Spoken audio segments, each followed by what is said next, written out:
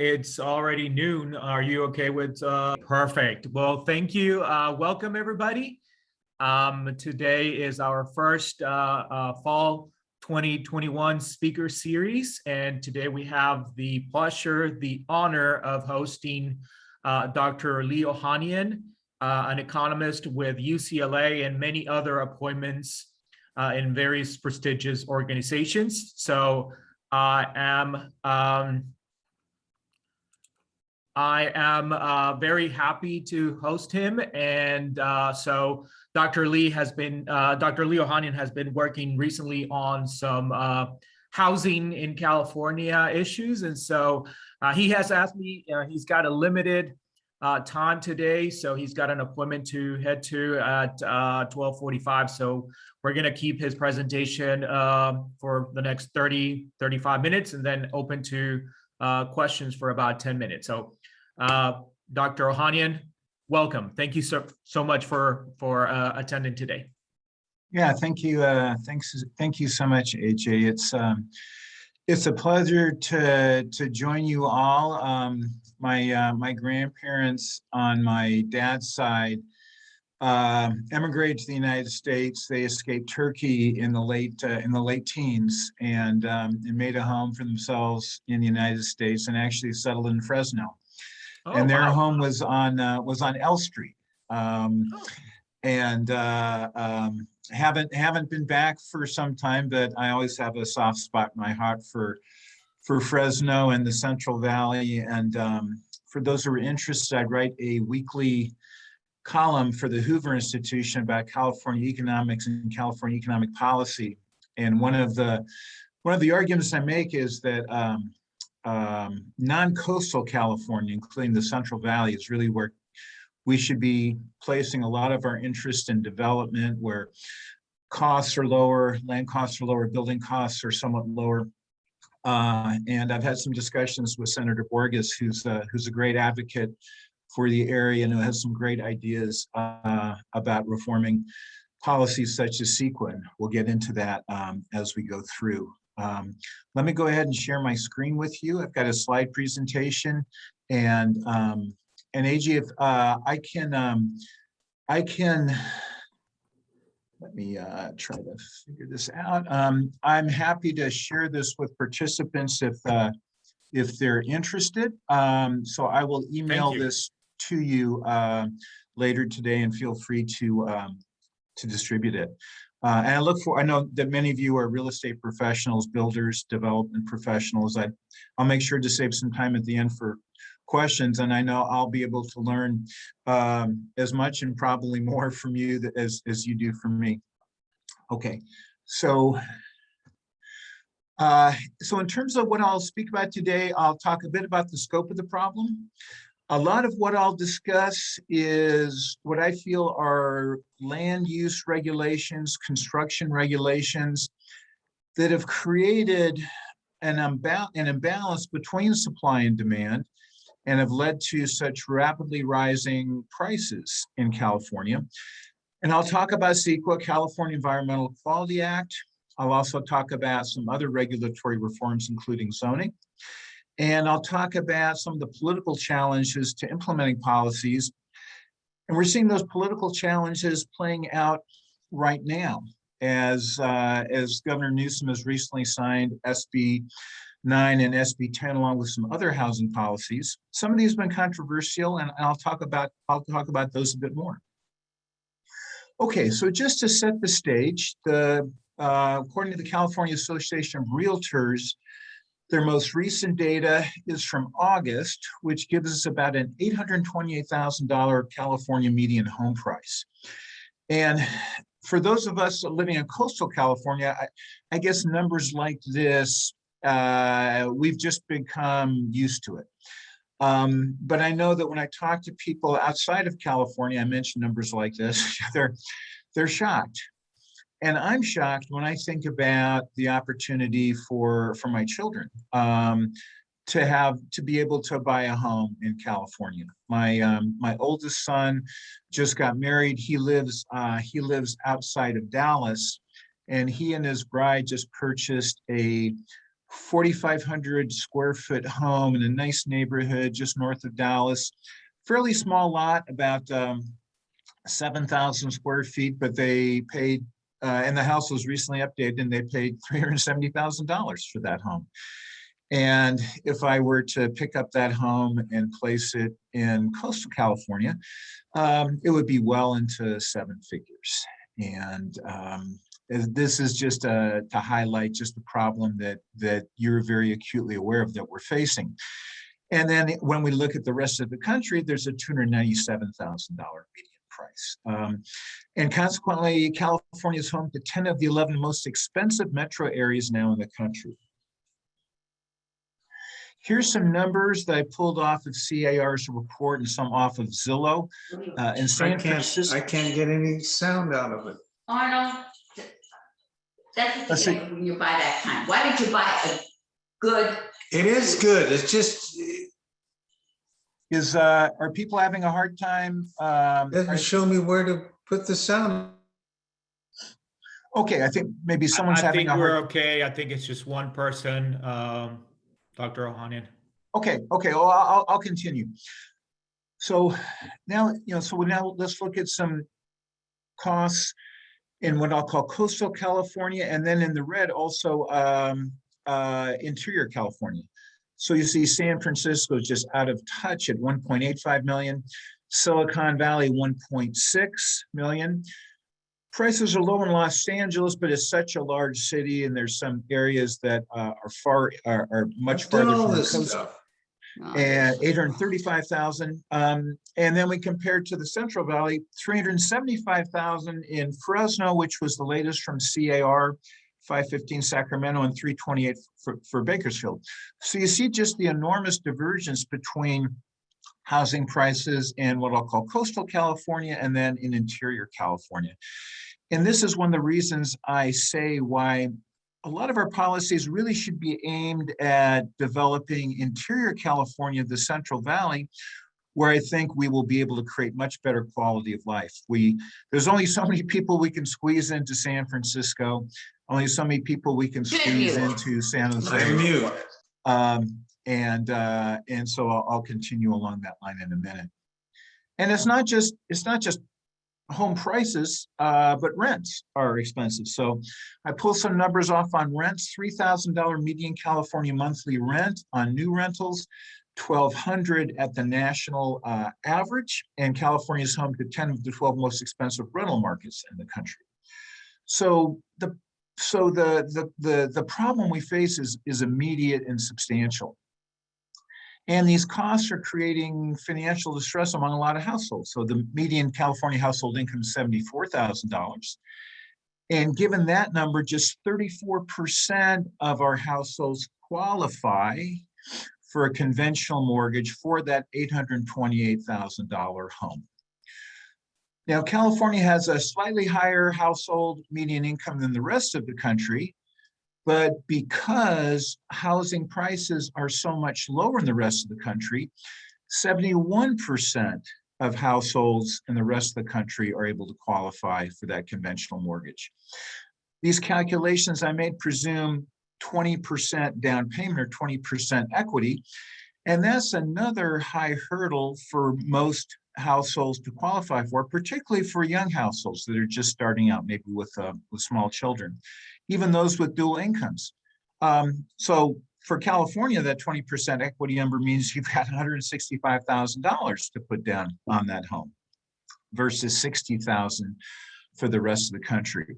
And I emphasize this because a lot of this discussions in the media about housing costs do talk about the large differences in prices and affordability, but the number that we need to sort of enter the party, $165,000, that tends not to be part of the conversation. And I do want to emphasize that because, for example, if I think about my 28-year-old son, well, he was able to qualify 20% for his $370,000 home, but he wouldn't be close to qualifying unless I was able to help him out for that California home. And as we think about future generations, our children and our grandchildren and others, the problem just becomes even more immediate.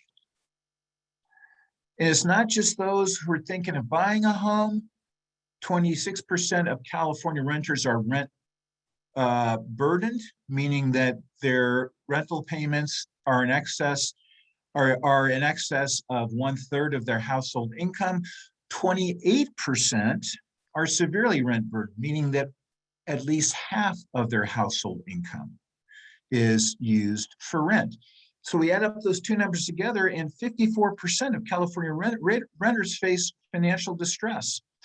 And this is very important because if one of the adults in the household has job loss or gets injured or gets sick, if the car needs a substantial repair, then they are going to be facing a difficult time and may face eviction at some point, which creates a homelessness problem. California is 12% of our population of the country and about 30% of the homeless. Homeownership in California, 54% and declining.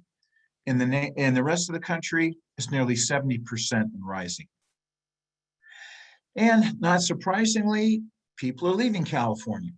Between the census years of 2010 and 2020, over 6 million people left California. And of course, a very well-publicized story in the media since the release of the 2020 national census is that California loses a seat in the House of Representatives, which also means that they lose a vote in the Electoral College for president.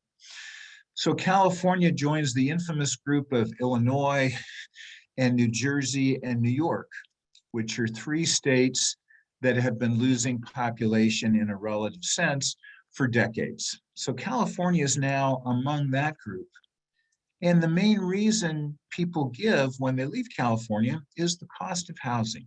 There are other reasons as well, but the main reason is the cost of housing. And there was a survey done last year of people under the age of 40. Okay, so again, when we talk about our children in future generations being able to afford housing, I found this was really striking. Over half of Californians under 40 years of age that were part of this survey, and it was a large survey, I believe it was 3,000 people, over half seriously consider moving because of housing costs. So really, this is really something we need to address. Now, if we think about, the old saw of people kicking the can down the road, well, this is a classic case of kicking the can down the road. And oftentimes we think about the housing crisis as being something relatively recent, as has emerged during COVID and just such sharply increasing home prices in California. But we're really into our 5th decade of what I'll call our California housing crisis. So what I did, I went back to the housing census that in which the Bureau of the Census began collecting data on home prices beginning in 1940, every 10 years, and continued that up until 2000. So I was able to compare California home prices to the rest of the country decade by decade. And what really struck me is that California's home price premium, and all I mean by that is the price of a California home relative to the price of a home in the rest of the country. And while this doesn't control for lot size or square footage and so forth, it does give us an idea of how policies were important for both constraining price increases and for promoting price increases. Now, what was shocking to me is that between 1940 and 1970, which was a period of just remarkable California growth, that was a period where California grew from roughly 5 million people up to about, close to 20 or 22 million people. Just enormous population growth. Well, supply largely kept pace with the increase in demand, and that price premium was 36% up to 1970. That premium rose sharply after 1970. 79% by 1980, almost twice as expensive, and about 135%, 140% today. To put that in perspective, if the California home price premium remained at about a third, then given home prices in the rest of the country, the median California home price today would be about $408,000 and not $828,000. So, so what this means is that we need to ask ourselves, well, what happened? What happened after 1970? Well, California began to implement many regulatory changes after 1970. And in fact, I'm really going to highlight the year 1970 because that was the year in which, at that time, Governor Ronald Reagan signed the California Environmental Quality Act. And I'll get into this a bit more in a few minutes, but the California Environmental Quality Act was a very well-intentioned act to protect the natural beauty of California and keep us environmentally safe, clean air, clean water, and preserve the beauty, the natural beauty that you have in the state. But it was a law that was not well written. And the way it has been written, and the reason why it needs reform, is because CEQA has been, in the words of some attorneys, weaponized to fight development, to delay development, to lever the use of that law in an abusive way to extract dollars from those who would be creating new housing and new development. And so my thesis is that we face a housing crisis largely because of regulatory issues that we can fix with the right political leadership. So from the standpoint of economics, this is really simple. And it's a beautiful illustration.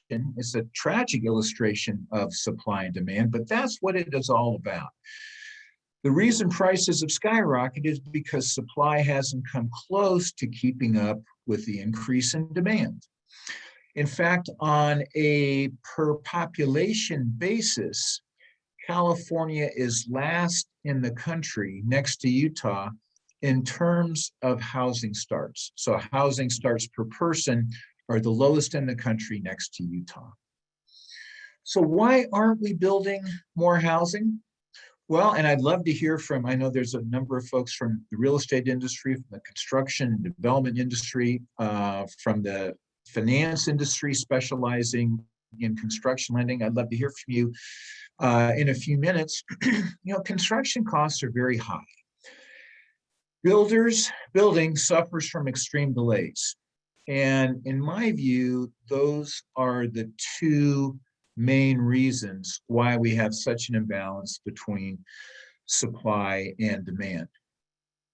And the solution is, to me, obvious. We need to change regulatory policies to reduce construction costs and to stop these delays.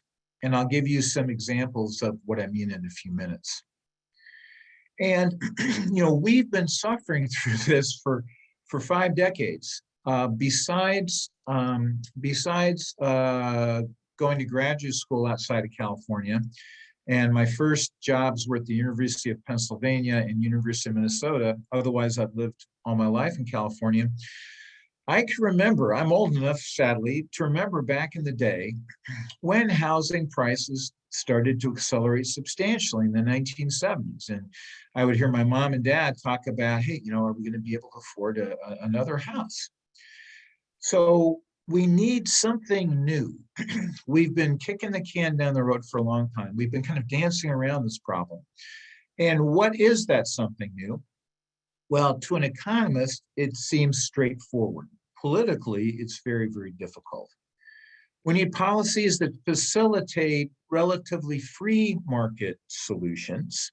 We don't need to artificially raise costs. We don't need to artificially delay developments for a decade or 2 decades or sometimes 3 decades in order to figure out if we're going to substantially damage the environment or not. But that's what we're doing right now.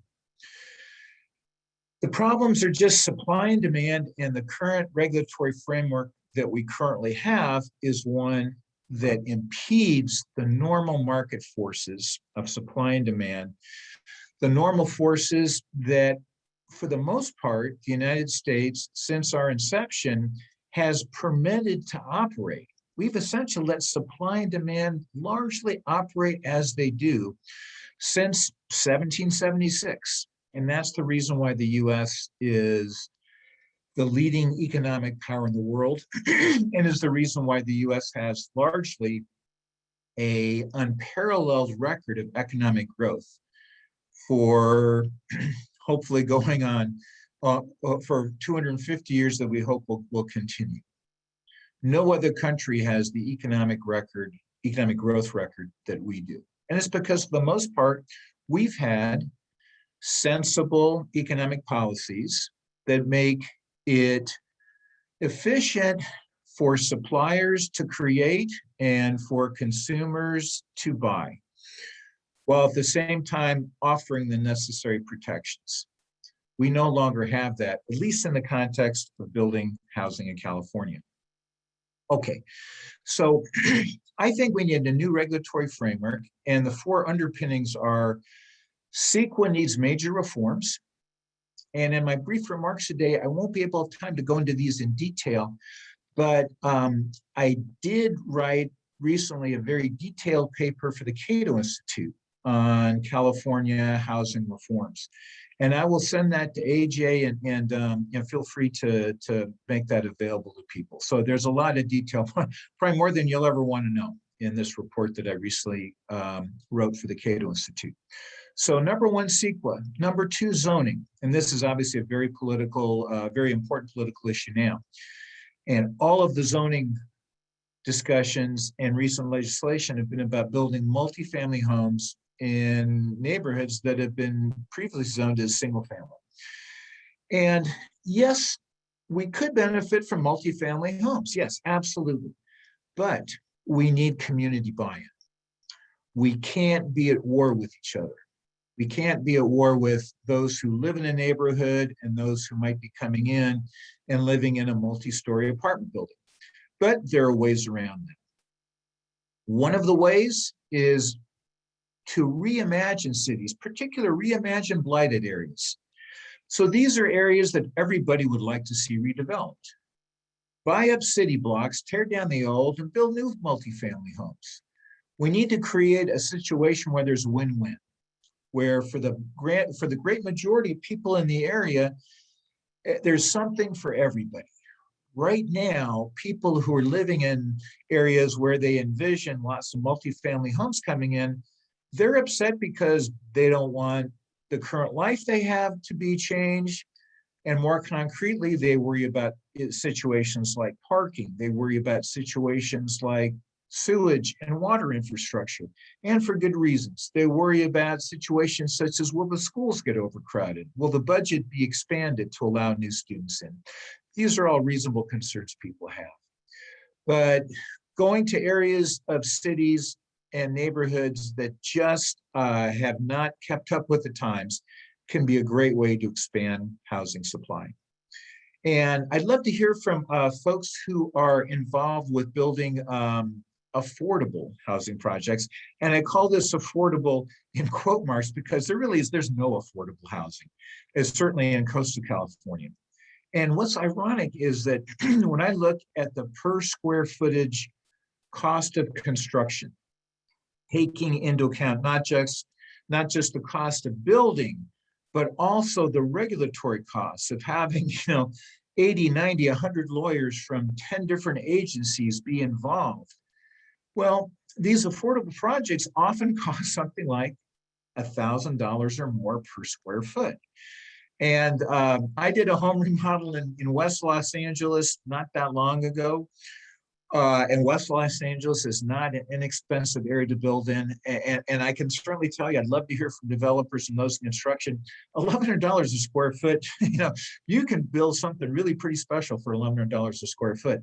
But affordable projects are things that, are things that are going up. For example, in Los Angeles right now, we have affordable projects at $1,100 a square foot that are building 400 square foot studio apartments. And those are being built at about $1,000 a square foot.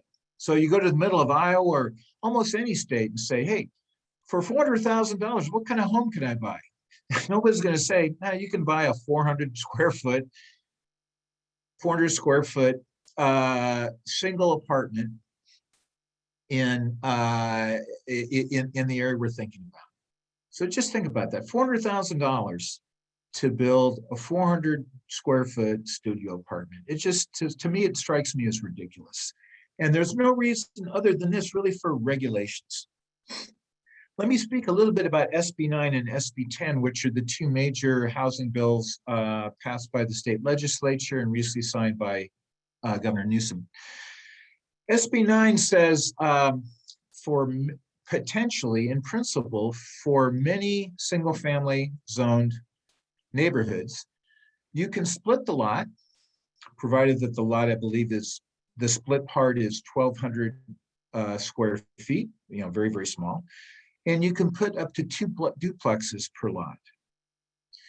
SB 10 allows for 10-unit apartment buildings, I think within a half a mile of transit hubs and jobs-rich areas. And I don't know if there's a specific definition of jobs-rich, but those are the two major bills that came out very recently. Problem is that 260 cities within the state have opposed these bills. Why is that? Well, there's the issue of local control and the idea that one size fits all regulations. So Borrego Springs, which is just over 5,000 people, faces the same regulations as San Francisco. I think all of us would agree that, that may not work out so well, perhaps for either one. And what's also happened is that people, as I mentioned, a lot of people don't want multifamily homes in their areas.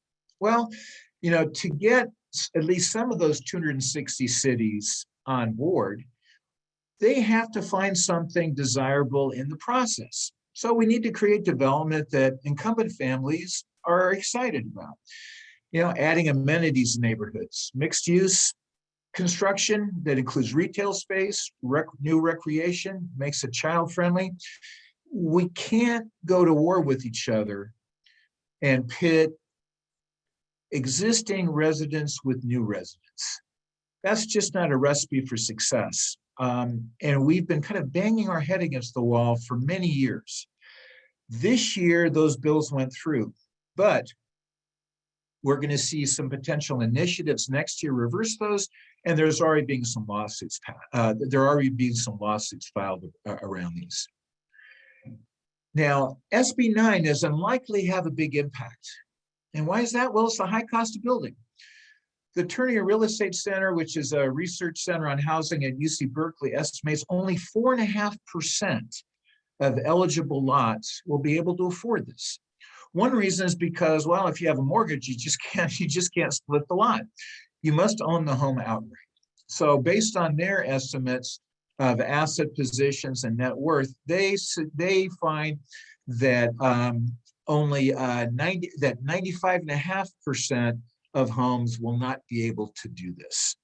So despite all the ado about SB9, it may not be the gorilla that people worry about. And on the other hand, it probably isn't going to increase our housing supply very much. Despite this, there's still enormous pushback. As I mentioned, lawsuits are being filed, and there's potential voter initiatives in 2022 to overturn SB9 and SB10. Okay, so we really need community buy-in. So the way to solve this, in my opinion, is we need to go back to local control. Communities need to be serious about increasing housing, and some haven't been able to get through that. We need to make it a win-win. We can't have it, well, we'll create more housing, but hey, you know what? You thought you were moving to a single family neighborhood with a neighborhood school and so forth. Well, guess what? We're just, we're going to pull the rug out from under you. We need to get more buy-in. A related problem is CEQA. As I mentioned, I think it's well intended. It's now more often used to delay and block development and extract payments from developers than it's used for environmental purposes. In fact, a recent study by a law firm found that 80% of CEQA lawsuits were filed by, quote, environmental, unquote, organizations that had no previous history of environmental advocacy. So one of the obvious reforms we need to put in place with CEQA is to make sure that there's transparency, that those who file a lawsuit under CEQA auspices, we know who they are. More often than not, they are people who claim environmental concern, but who want some type of payment involved. And it's not just, I get this all the time from policymakers. They say, well, last year there were only X number of CEQA lawsuits. Well, I say, well, it's not just the actual lawsuits, it's the possibility that a developer will face a CEQA lawsuit. Just the possibility can deter development. So one just can't look at the number of lawsuits. It goes beyond that. How to support low-income housing? Well, I mentioned it just, to me, it seems nuts that it's $1,000 a square foot to build, quote, affordable housing. We need to just strip through the regulatory morass. As I mentioned, in a new development on Skid Row in downtown Los Angeles that's being built for about $1,100 a square foot, $440,000 for a 400 square foot studio apartment. There's something like 180 attorneys involved, 20 different agencies, meeting after meeting after meeting. That stuff just has to be, there's no reason, as far as I can tell, that we need something so Rube Goldbergian, so complicated. And we also need to have a conversation about moving development away from the highest cost locations to areas such as the Central Valley. Here's an example. Palo Alto is one of the most expensive spots in the state. There is a broken down 117 unit mobile home park that takes up 4.5 acres on Camino Real. The city and Santa Clara County is preserving a cost of $70 million for about 300 residents. Why are we doing that? Why are we taking some of the most valuable land in the state and preserving a trailer park? The people who live there right now could be better off by moving to a location with less costly land and let Google or Facebook or one of those high-tech companies come in, and we expand the economic pie. We expand the economic pie. Using the most valuable land in the state for a relatively low-cost purpose, mobile home park, is not how we should be doing this. Here's an example of CEQA that just drives me up the wall, and then I'll stop and take questions. In 1994, developers submitted plans for a planned community called Newhall Ranch, about 30 miles outside of Los Angeles. The plans were submitted in 1994. It took 25 years to resolve legal challenges. 25 years. One of the reasons was because the same lawsuit was filed more than once. Another obvious reform to CEQA is a lawsuit can only be filed once. After the judge rules on that, that lawsuit is done. That was in 1994. We're still not going to see the first homes in 2021, maybe 2023. This is in no one's interest, other than perhaps those who make a lot of money in litigation. And how did the last legal challenge get resolved? Well, the developer committed to install 20,000 electric car charging ports. Now, this is a 60,000 person planned community, probably won't even get up to that number. And in California right now, there are about 1 car for every 3 people. So this means that and only 1% of cars right now are electric. And yet the developer has to build 20,000 electric car charging ports. Those will never, right now only 1% of those would get used. So again, this is just grossly inefficient. So let me stop here and take questions. Just to recap, construction is incredibly costly. It's delayed or denied, and I view this as primarily being a regulatory problem. From a zoning perspective, yes, we can do that, but we need community buy-in. Now, some of the new pieces of legislation that the governor signed are beginning to do this. We're beginning to incentivize communities to build more housing. We're beginning to have reporting requirements on what is being done in different communities in terms of building. But my sense is we need to go back to local control. We need to make sure the right incentives are in place for communities to build housing. In order to do that efficiently, change regulations, change CEQA, and in particular for affordable housing, we need to knock that $1,100 per square foot substantially down. So I'm encouraged that some of the pieces are in place, but we need much more. And in particular, I think we really need to be getting away from going to war with each other and getting community buy-in. So at that point, let me thank you so much for the opportunity to join you today, and I'd be happy to take some questions and comments. So thank you very much. I'll open it to AJ. Thank you, Dr. Ohanian. We're gonna take about 10 minutes of questions, so you could unmute and ask directly to Dr. Ohanian, or you could just put them on the chat and I'll be monitoring the chat.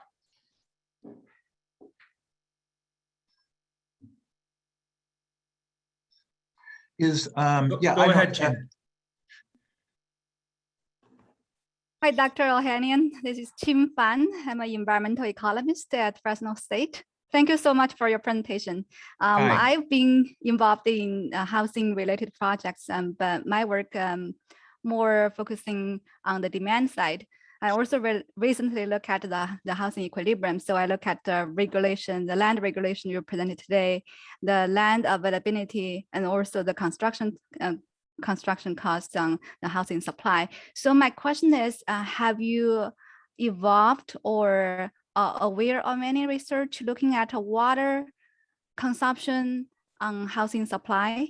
Because I just had some preliminary results finding that water use, especially the groundwater use, over pumping in San Joaquin Valley, especially in Central California, has a negative impact on housing stocks.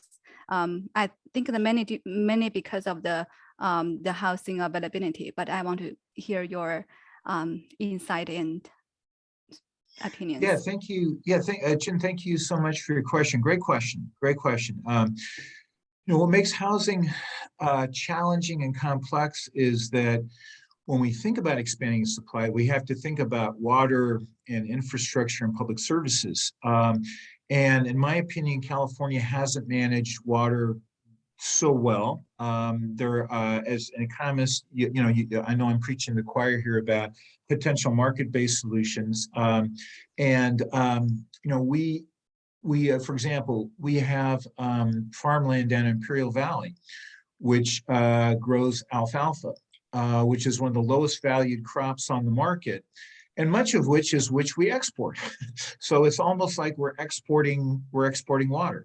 And if these folks were able to sell water on a water market, they would be better off. And the walnut farmers, the almond farmers in the Central Valley would be better off. And even just the uncertainty about whether there'll be how much, for example, the Central Valley, I know agriculture is so important. And I feel for these farmers who have a hard time planning that, will there be drought next year? If there is, how much water will I get? I've got these beautiful almond or walnut trees or these orchards. Should I plant something else?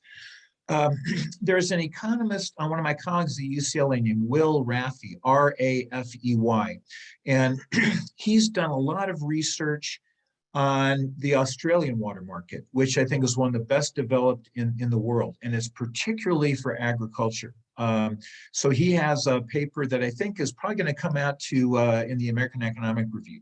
So check out his website. He has some fascinating work done in that area. My colleague at the Hoover Institution, sadly he passed away recently, Eddie Luzier. Eddie was chair of the Council of Economic Advisors under President Bush Jr.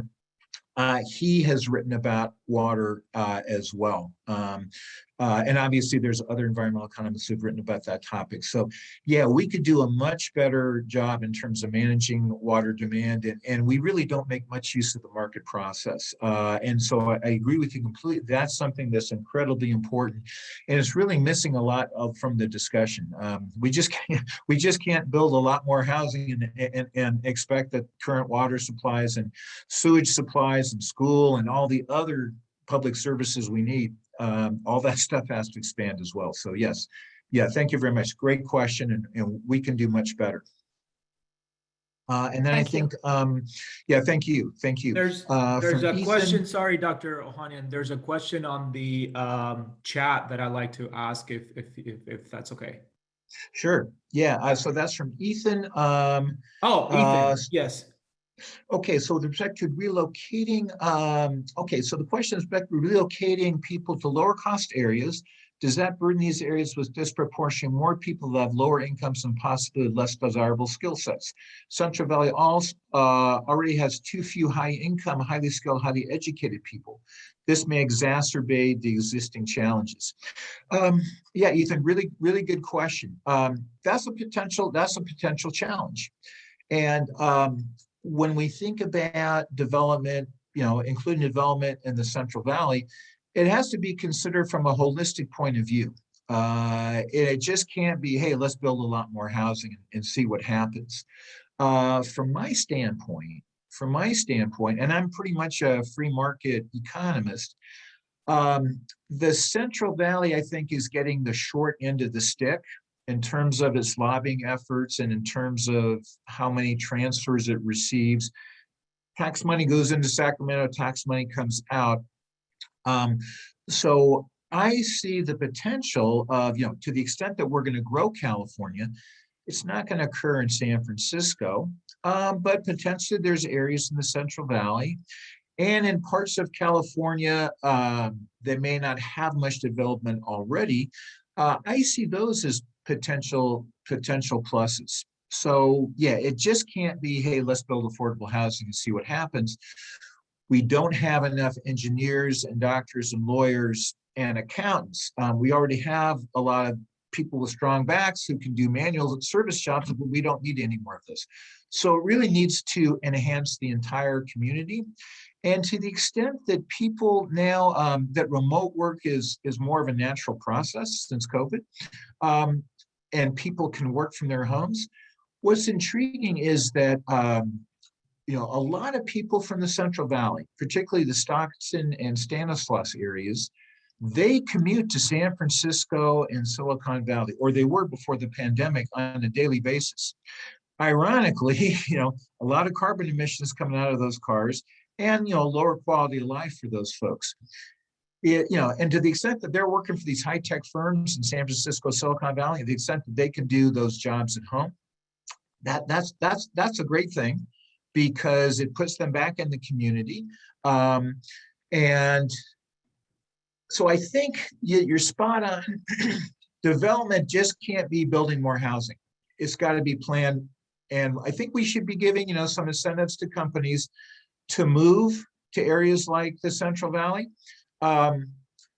Particularly in the areas of tech, they tend to like to congregate. There tends to be lots of tech businesses near each other. So I would say let's put some incentives in place to create those new jobs and new businesses and get some expansions of existing businesses, instead of having Apple create 15,000 new jobs in Austin, Texas. Let's get them to do it in in Fresno or in Bakersfield or in any of the other areas in the Central Valley. So you're absolutely right. But I think we can get around that if done well. Thank you.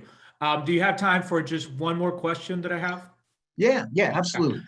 So you've mentioned that policies have been in place to protect the environment, consumer, but at the same time, these are the very same, and they have well intentions, right? But at the same time, these are the ones that are creating the issue with, housing supply and all that. So how do you balance all of these policies? The environmental issues are still a concern, but now, we have the housing stock also being a concern. How do you create policies that can balance both sides? Right. Yeah. A great question. So as economists, we think about the costs and benefits of different types of activities. And the challenge with CEQA, California Environmental Quality Act, is that it states that literally any type of environmental consequence of development, and what development doesn't have environmental consequence, any type must be mitigated, or the development must be canceled. And so I think we can use some sensible cost benefit analysis in our calculations. So for example, the development that's been delayed by nearly 30 years, the extreme requirement that we have 20,000 electric car charging points for a community of 60,000. We kind of need to get away from that. And for my money, cost benefit analysis, sober cost benefit analysis, where we look at the costs and benefits involved, is, that's the way we do things in economics. So I think we should apply that in CEQA. We also should get rid of the enormous delays involved. So no matter what type of rule we have in place, we want it to be implemented without eating up lots of resources and time in the process. So just by making changes such as no duplicative lawsuits, transparency on the part of those who file environmental lawsuits, as in other civil court cases, the losing party pays court costs. Just by implementing those common sense changes, I think we can be responsible environmental stewards for future generations, and also be much more efficient and create a higher quality of life today. Thank you. Well, I believe it's time for you to get to your next meeting, correct? So thank you so much. I want to close with a big thank you. I owe you a Fresno State wine bottle. Whenever you're in the area, please let me know, and I'll be happy to give it to you. So, but I will, if it's okay with you, I will give everybody your email address, and if they have any questions, that they can contact you directly. Sure. Yeah. Thank you. I appreciate the opportunity to share ideas with you. I enjoyed your questions, really excellent questions. I will send you my slide presentation. I'll also send you the link for the Cato home report. It goes into things as obscure as urban growth boundaries and local area formation commissions and things such as that. And yeah, I'd be happy to chat with people offline via email.